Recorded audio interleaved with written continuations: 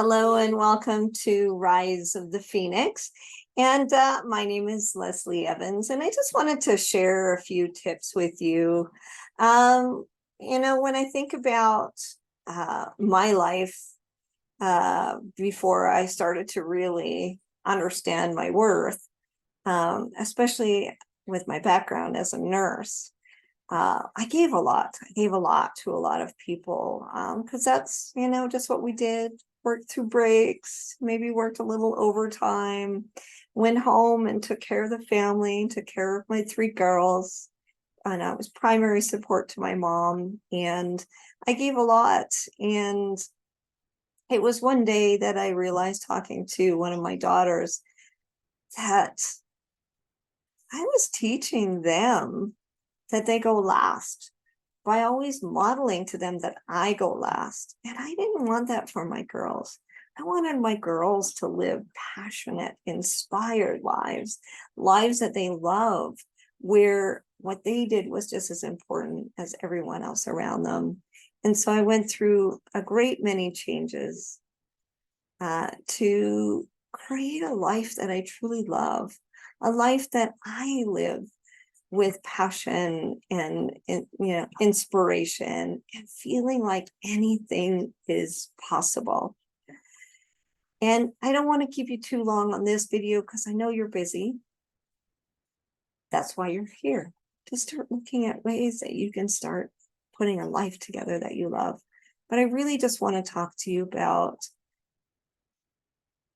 worthiness. It's been coming up a lot lately for me in talking to my clients and to other people, that there's this feeling of not being deserving of asking, and that everyone else's things are so much more important than ours. And I just want to tell you that it's not true, that you are worthy. You are worthy in this moment. You don't have to do more. You don't have to be more. You don't have to give more, have more, anything more. You are worthy here in this moment. And guess what? Because you're worthy, you can ask and be whatever you want to be. Nothing is too much. So if you have a hard time with feeling worthy, I want you to do every morning and every night, or as many times as you can in the day, just put your hand on your heart and close your eyes and take a breath. And repeat, I am worthy.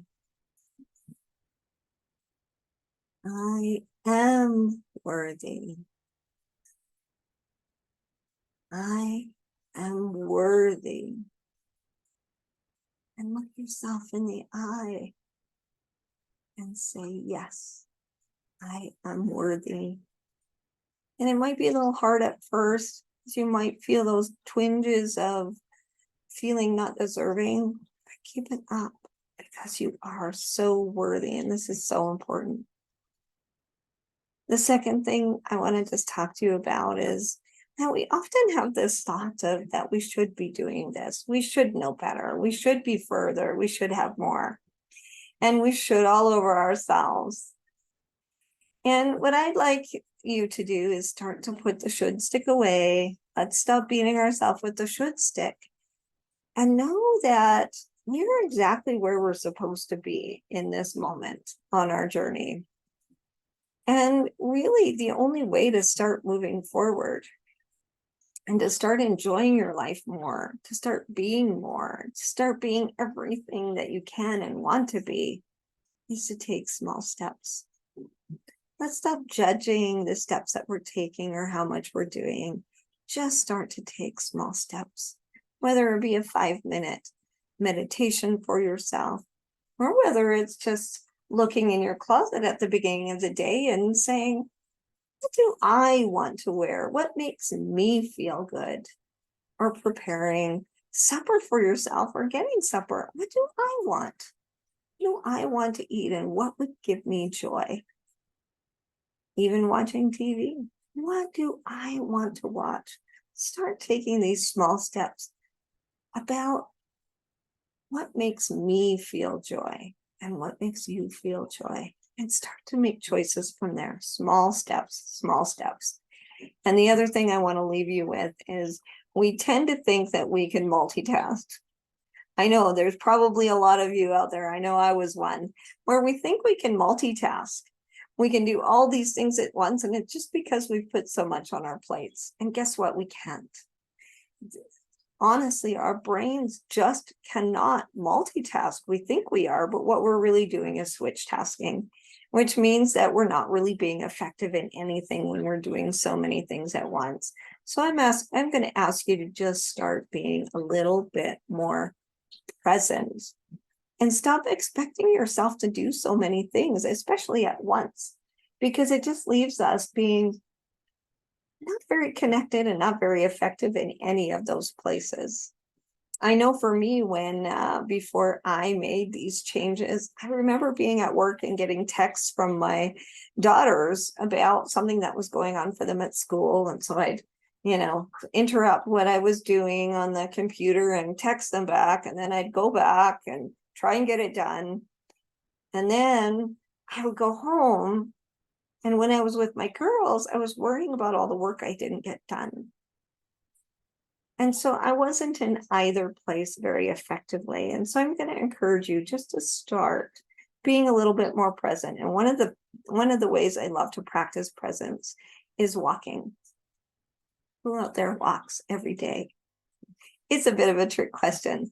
See, I walk every day from my bedroom to my kitchen, or from the car to an appointment or shopping or whatever. I walk every day, or I move from place to place. It's a really great place where our mind likes to go with all the things we need to do. So I'm just going to put out a little challenge to start to walk mindfully, even for those few seconds. Start to train your brain that you want to slow it down and be here in this moment. So when you're walking from the kitchen to the kitchen to the bedroom or to the living room, or from your car into work, walk mindfully. So what does that mean? Start to focus on how your muscles are moving, the miracle of your body and how it keeps you balanced and keeps you moving. Maybe how your arms swing when you walk. And maybe there's a slight breeze you feel in your hair, on your face. Just really focus on all of those things that you're doing to keep yourself walking. And your thoughts might come up and say, hey, but this is when we think. Hold on.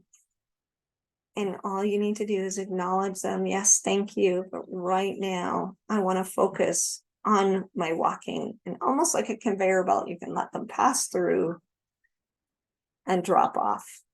Again, they might come up. Thank you for reminding me right now. I want to focus on my walking. And I can almost guarantee that if you do this in the places you're already walking, so from room to room or from car to a building, in between meetings, any of those times, you start to focus on your walking and less on those never-ending thoughts. You'll start to feel better and feel less overwhelmed. And you'll start to be more effective wherever you are, whether it's at work, in business, or with your family. So I just wanted to leave you with those few tips to just start on your way, to start taking better care of yourself and putting yourself as a priority, because honestly, it's the only way to be. When we give from a place of responsibility and guilt, it almost creates this contractual agreement between the two people. But when we give from a place where we're fulfilled and we're giving from a place of choice, it creates this space for the person we're giving to then go out and give to others, create such a more light in this world by doing it from that space. I hope you enjoyed this. My name is Leslie Evans, and thanks for joining me, and I can't wait to see on the other side.